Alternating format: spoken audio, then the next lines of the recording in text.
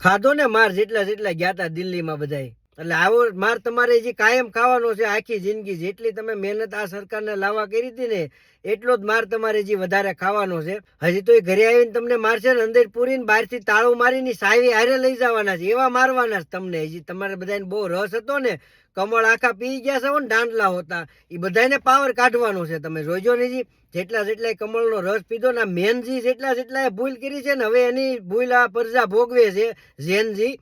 એટલે તમે નહીં સુધરો ને તો તમારે જે આવવાનો સમય છે ને એ બહુ ખરાબ આવવાનો છે. આ બધા એમ કે છે ને કે વિદેશમાં રહેશે ને વિરોધ કરે છે ભારતનો, ને આમ તો વિરોધ નથી થતો, એટલે જ વિરોધ થાય છે. અહીંયા અમારે જો કોઈ આંગળી ન અડાડે, આંગળી અડાડી હોય ને તો આખી પેઢી ગાયબ કરી નાખે એની. એવી રીતે અહીંયા બધા વિરોધ થાય જ છે. અમારે હું વિદેશમાં વિરોધ નહીં થતા હોય, કોઈ આંગળી અડાડે ને દીકરો તો ખબર પડે. પોલીસ વાળા પાસે દંડોય ન હોય. તમે અહીંયા વિરોધ તમે વિડીયા નહીં જોતા હો વિદેશના, તમે ક્યારેક સર્ચ કરીને જોઈજો વિદેશમાં વિરોધ પ્રદર્શન જે થતું હોય ને એકય પોલીસ વાળાના હાથમાં દંડો ન હોય ને એકય પોલીસ વાળો આમ કોઈને હાથે ન ઓડાડે. જો આમ અદબ પાડીને હામો ઉભો હોય, હામાં ઓલા વિરોધ કરતા હોય. હમણાં મોદી સાહેબ આવ્યા હતા, મેં બતાવ્યો તો વિરોધ થતો હતો, બતાવ્યો તો, જોઈ લેજો ફરીની મારો વિડીયો. એકય પોલીસ વાળાના હાથમાં લાકડી હોય તો મને બતાવો. કોઈ નો હામુય ન જોવે કોઈ પોલીસ વાળા એવી રીતે ખરાબ રીતે, અને કાંઈ અડી નો કે આમ કાટલોય ન પકડી શકે. તમે બધા એમ કહો છો ને વિદેશમાં નો હારું નામ ને તેમને વિદેશમાં રહેવાનો ઈ ફાયદો છે. બધા નેતાના છોકરા વિદેશમાં છે. આ જેટલા જેટલા માર ખાધો છે ને નીચે, એમાંથી એકય છોકરાનો બાપ પૈસા વાળો નથી, એકય છોકરાનો બાપ નેતા નથી, કોઈ પોલિટિશિયન પાર્ટીમાં નથી. બધાય નાના ઘરના છોકરાઓ છે, બધાય પૈસા વગરના છોકરાઓ જે છે ને ઈ જ બધાયના છોકરાઓએ માર ખાધો છે. અને હું તો કહું ગુજરાતમાં આવું કરો. મેં કાલે એક વિડીયો જોયો, સુરતમાં એક ભાઈ એક છોકરો છે એ આ વિરોધ કરતો હતો, એ પોલીસ વાળાને ગુલાબ આપતો હતો. પોલીસ વાળા એને ઓલું ઘઉંનું બાસકું ઉપાડે ને એમાંથી ગળું પકડીને ડોકું પકડીને બોલો જીપમાં બેહાર દીધો. એ હતા 4-5 જ, પણ 4 પાસે કાંઈ ન થાય. ગુજરાતમાં જેટલા સ્ટુડન્ટ છે ને બધા ભેગા થાવ, અને એના ઘરે જે એના મમ્મી પપ્પા ના પાડે ને તો ના નહીં પડતા એને જવા દેજો. કેમ કે અહીંયા અમારે ભાઈ પેરેન્ટ્સ આવ્યા હોય ને હક નથી ખાતા. અહીંયા પ્રજા થોડીક સેટ થઈ જાય પછી મમ્મી પપ્પાને બોલાવે ઇન્ડિયાથી. પણ મમ્મીઓનો તો બહુ વાંધો નથી, પણ બાપા બધા ભેગા થાય ને એ હું વાતું કરતા હતા 3-4 દી પહેલા. એ બધા વાતું કરતા હતી કે ઓલો સોનમ છે ને એ કે ખોટો છે, એ કે અભણ છે, અને કે એ કાંઈ ભૂખો નથી રહેતો, એ કે સ્ટેજ પાછળ જઈને ખાઈ આવે છે. એટલે ત્યાં 24 કલાક કેમેરા મૂક્યા હતા સોનમ વાંગસુક ઉપર, તો એ સ્ટેજ પાછળ જઈને ખાઈ આવે છે. ડોક્ટર રિપોર્ટ લાઈવ કરે છે, બીપી આટલું થઈ ગયું છે, સુગર આટલું થઈ ગયું છે, તો એ કે સ્ટેજ પાછળ જઈને ખાઈ આવે છે. અહીંયા ન્યુઝીલેન્ડમાંથી જે છોકરાઓ રહે છે ને એના મમ્મી પપ્પા જે આવ્યા હોય ને પેરેન્ટ્સ, ઈવડા એના બાપા એવી વાતું કરે છે કે ઈ સ્ટેજ પાછળ જઈને ખાઈ આવે છે. અને એ કોકરોચ જનતા પાર્ટીને જે ફોલો કરે છે ને કે એ બધા પાકિસ્તાનના છે. લે, આ બધા માર ખાધો હોય નીચે માર ખાય છે, બધા પાકિસ્તાનથી આવ્યા છે. એની દેશમાં એટલી બેકારી છે ત્યાં તમારા દેશમાં માર ખાવા આવે પાકિસ્તાનથી. અને એ બધી હથોડીઓ અહીંયા ભેગી થાય ને તમે હારે બેઠા ને તો તમને એમ લાગે કે હું દિલ્હીમાં સાંસદ સભામાં બેઠો છું. એવી બધી અહીંયા ખીલ્યું ને હથોડિયું ને સીણિયું ને ટાસણીયું ને એ બધું ભેગ્યું થયું અહીંયા હોતા. અમારે જ્યાં વિરોધ પક્ષ ન હોય ને ત્યાં તમારે આવી જ જિંદગી જીવવાની છે. ઇન્ડિયામાં વિરોધ પક્ષ છે જ નહીં. જ્યાં જઈને મોજી મોજી મોજી બધા મોદી મોદી જ કરે. હું ભાળી ગયા છો બધા. આ વિરોધ પક્ષ હોત ને તો એકય છોકરાઓને માર ન પડે, કેમ કે એને ખબર છે સામે લડવા વાળા છે. આ વિરોધ પક્ષ નથી ને એટલે બધા એને માર્યા છે. જો વિરોધ પક્ષ હોત ને તો આટલો અહીંયા તમે વિદેશમાં જોતા નહીં હો કે કઈ એક જ પક્ષ ન હોય. અહીંયા અણી ઉપર જ હોય. વિરોધ પક્ષ કઈ જેવો તેવો સામે ન હોય. જે સત્તા પક્ષ જીતો હોય ને એની સામે થોડુંક કહેવા પૂરતું આટલું જ હોય. વિરોધ પક્ષ અહીંયા સુધી હોય, આટલો સત્તા પક્ષ આથી પાછળ હોય. જો આટલો એક જ ઇંચ.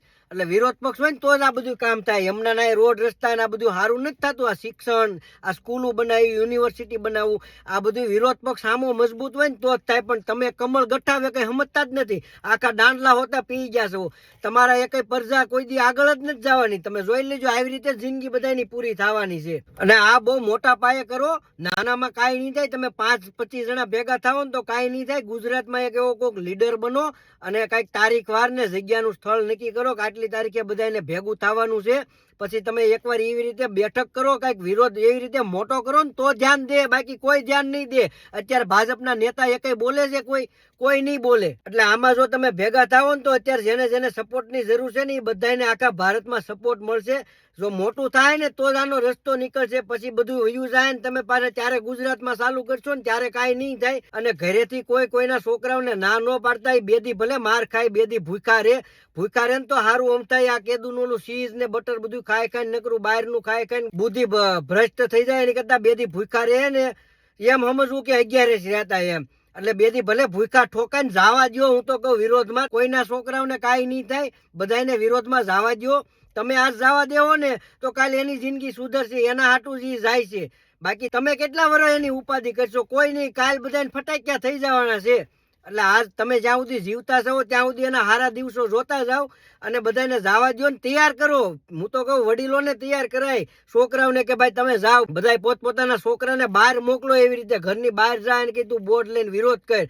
આવી રીતે બધા ભેગા થાવ તો જ કામનું છે. બાકી આખી જિંદગી આમને પતી જાય અને આવા વિદેશ જેવો દેશ કોઈથી ભારત દેશ નહીં થાય. અને પોલીસ વાળાને ખબર છે જો આ લોકો ગવર્મેન્ટ ફેરવશે ને તો અમારા બધા હપ્તા બંધ થઈ જાય, અમારા બધા 2 નંબરના ધંધા બંધ થઈ જાય. પોલીસ વાળા તમને અમથા નથી મારતા, એને ખબર છે કે આ બધું અમારું બંધ ન થાય એટલા માટે અમારે આને મારવા પડે છે.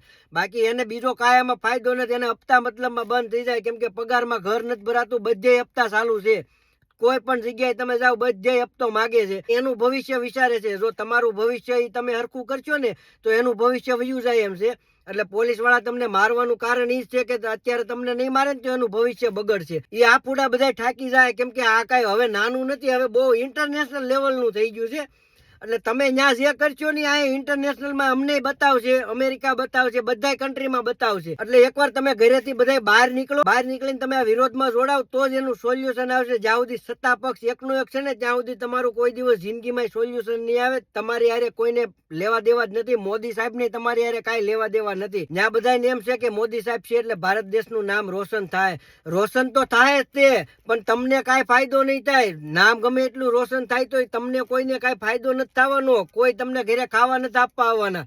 તમારે હાથે જ બળ કરવાનું છે અને કાંઈ પણ વિરોધ કરશો ને એટલે હાથે જ તમારે બળડા ફાડી નાખવાના છે. ખૂબ કમળના બટન દબાવ્યા, ખૂબ કમળના બટન દબાવ્યા, કાંઈ ફાયદો થયો? આની કરતા નો દબાવ્યો હોત તો અડધાએ તો વિરોધ પક્ષને દબાવ્યો હોત ને તોય ઈ પક્ષ તમારી હાટું લડત આજે. પણ સામે તમે કોઈ પક્ષ નહીં લડવા, તમારે તો લડવું નથી. સામે કોઈ પક્ષ તમે એવો તૈયાર ન કર્યો છે કે તમારે ક્યારેક જરૂર પડે ને તો એ પક્ષ તમારી હાટુથી લડે. એવો એક પક્ષ તમે નો તૈયાર કર્યો. આ એનું કારણ છે. જો આજે તમે એકાદો પક્ષ વિરોધ પક્ષમાં તમે લડવા વાળો રાખ્યો હોત ને તો તમારે આજે ભાઠા નો ખાવા પડે. તમારા છોકરાઓના ડોકા પકડી પકડીને લઈ જાય છે ને ડબ્બામાં, ઈ નો થાત તો એ પક્ષ ત્યાં લડત. એટલે જ તમને કીધું તું કે વિરોધ પક્ષને મજબૂત કરજો. પણ તમે બધા નકતા છો, એકને કોઈને કઈ કરવું જ નથી. ભાજપ ભાજપ ભાજપ, બીજું કાંઈ વાત જ નહીં. ભૈયા ઓલાના ખાઈ આવે, ભાજપને મત દઈ આવે. એટલે તમે સુધરો કાંઈક અને બહાર નીકળો, તમારી પ્રજાને બહાર મોકલો તો 2 પાંદડે થાવો, નકર કાંઈ નહીં થાય, બધા મરી જાઓ અમને. એટલે તમારા છોકરાઓને બહાર મોકલો. અત્યારે ઘરે જઈને બધાને કહો કે બહાર નીકળો બધા, અને 2 દી ભલે એને ખાવું પીવું કાંઈ ન મળે ને તો બહાર મોકલી દેજો બધાને. વિરોધ કરાવવાનું કહો, વિરોધ કરવા મોકલો બધાને, પરાયને મોકલો, મારીને મોકલો. તમારે કોઈ બીજાને સપોર્ટ નથી કરવો, તમારે હવે કોઈ પક્ષને સપોર્ટ નથી કરવો. તમે ખાલી તમારા છોકરાઓને હવે ઘરેથી બહાર મોકલો એકવાર. ભલે 10 દી 15 દી બહાર રહે, વિરોધ કરે, કોઈને કાંઈ નથી થવાનું. એટલે આટલું એકવાર તમે કામ કરો ને આખા દેશમાં વિરોધ આવી રીતે થાય ને તો જ આનો નિર્ણય કાંઈક સારો આવશે. બાકી હજી તમારે ભાઠા જ ખાવાના છે.